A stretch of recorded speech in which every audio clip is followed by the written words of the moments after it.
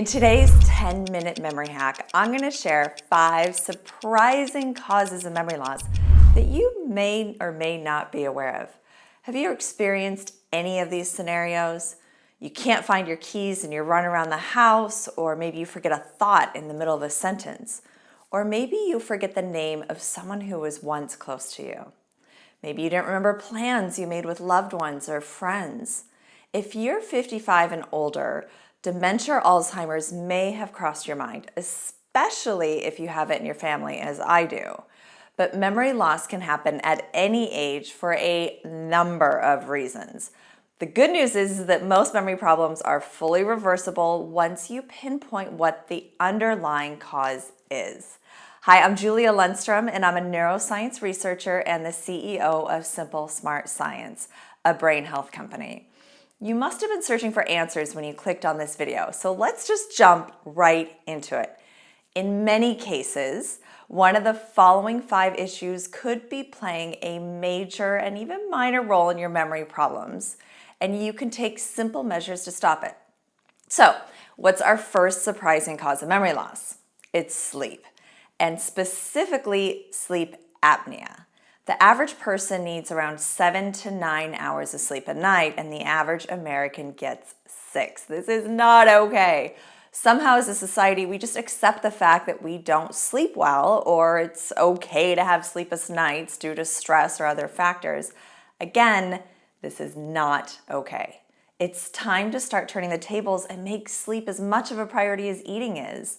A lack of sleep truly impairs your memory. And the sad part is that most people don't seek treatment for sleep.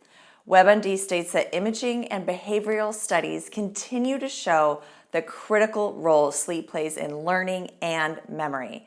Researchers believe that sleep affects learning and memory in 2 ways. A lack of sleep impairs a person's ability to focus and learn efficiently, and sleep is necessary to consolidate a memory, make it stick in your brain, so that it can be recalled in the future.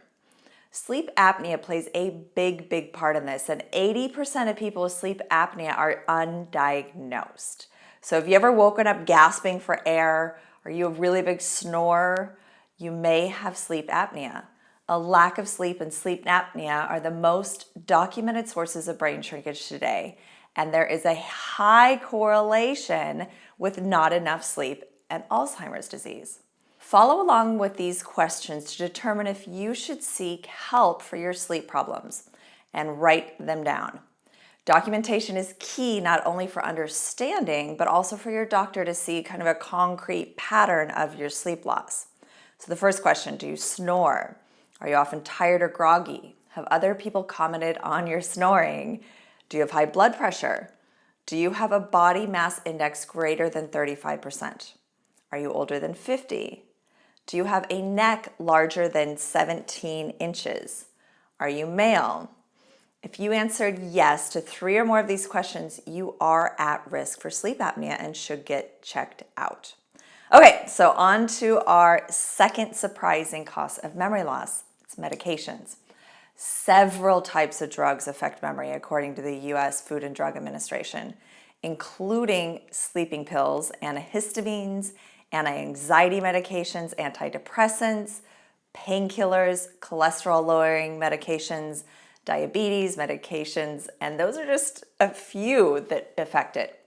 If you're experiencing memory problems, take a look at your medicine cabinet and call your doctor to find out if there are any alternatives to the medications you're on.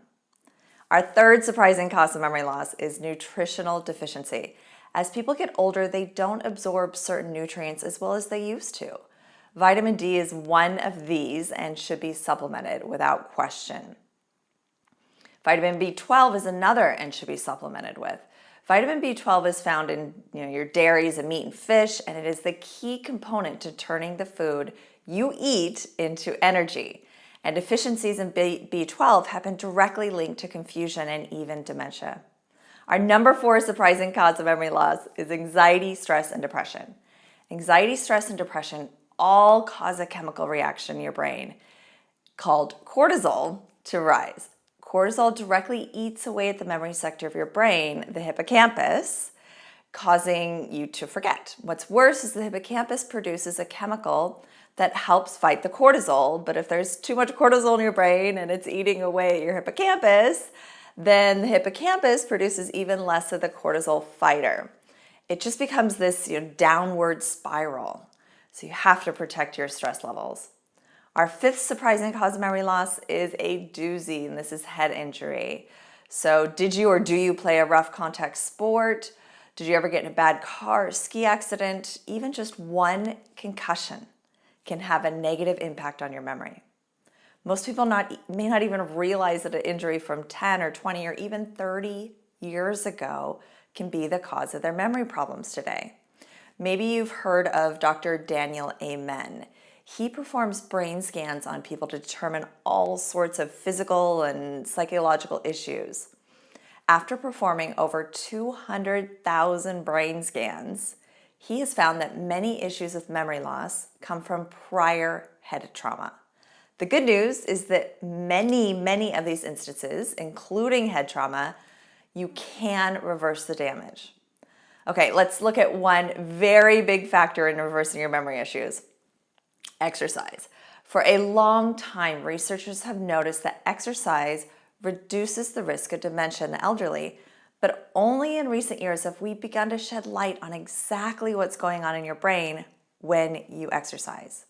In 1999, a neuroscientist, Dr. Gage, and his team discovered that physical activity dramatically increases the production of new neurons, aka the rate at which your brain is able to grow new cells. In fact, exercise specifically helps grow the area of your brain called the hippocampus, again, which is part of your brain where you create and store memories. I actually like to refer to this area as like the hippopotamus, because it's the big dog in town when it comes to your memory. But guess what? This hippopotamus or hippocampus is one of the first places in your brain that shrinks with age. And just as you might imagine, a smaller hippocampus equals not just limited memory recall, but also limited quality of memory. This means that when you can't recall many memories, even the ones that you can recall are just not that good. They're a little foggy and fuzzy. Is exercise proven to help brain cells regenerate? Yes, resounding yes. In another study by the University of Pittsburgh, Assistant Professor Kirk Erickson, he took 120 healthy adults aged 60 to 80 and split them into two groups. The first group walked briskly 3 times a week during the study, while the other group did zero physical exercise. All participants received MRIs at the beginning and the end of the study, as well as blood tests for a brain chemical that indicates the growth of new brain cells. Over a 1-year period, the participants who walked 3 times per week saw their hippocampus grow by 2%. Considering the hippocampus shrinks on average at 0.05% a year, this means the study participants walked off 4 years of brain aging. On the other hand, the group that did absolutely zero saw their brains shrink by 1.4% over the same period. And when it came to memory functioning, the walkers also performed better. The conclusion: walking literally regrew their brain. It doesn't matter how old you are or what level of health you're at. Even if you've been inactive for most of your life, starting an exercise routine at any age is one of the most productive, proactive choices you can make going forward. And by the way, there are no medications that we know of that can regrow brain cells like our bodies naturally are wired to do with exercise. This phenomenon doesn't just benefit the elderly.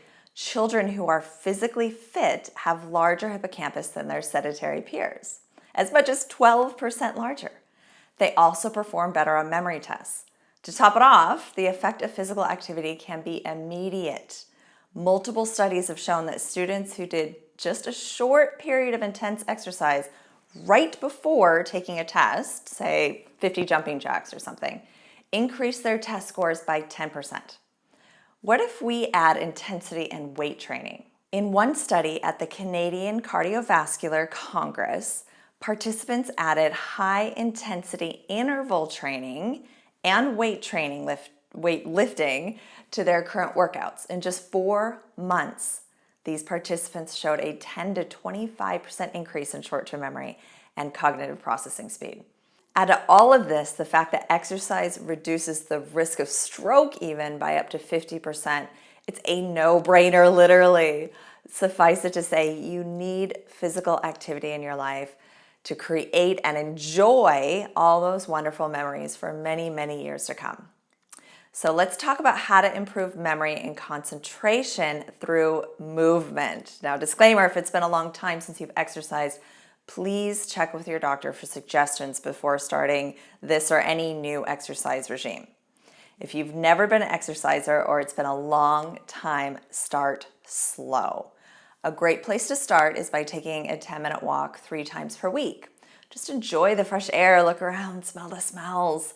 Then keep adding 10 minutes to your walk each week until you get up to about 30 to 60 minutes 3 times a week. Also try adding about 10 minutes of resistance training 2 times a week using, light hand weights you can get at any Target or anything, or simply your body weight. Now, if you already exercise occasionally, I do recommend a brisk walk or jogging 3 times a week for 20 minutes. Add 10 minutes a week until you get to about 30 or 45 minutes of brisk movement 3 times a week, and gradually increase the intensity until you get to 60 to 80% of your maximum heart rate.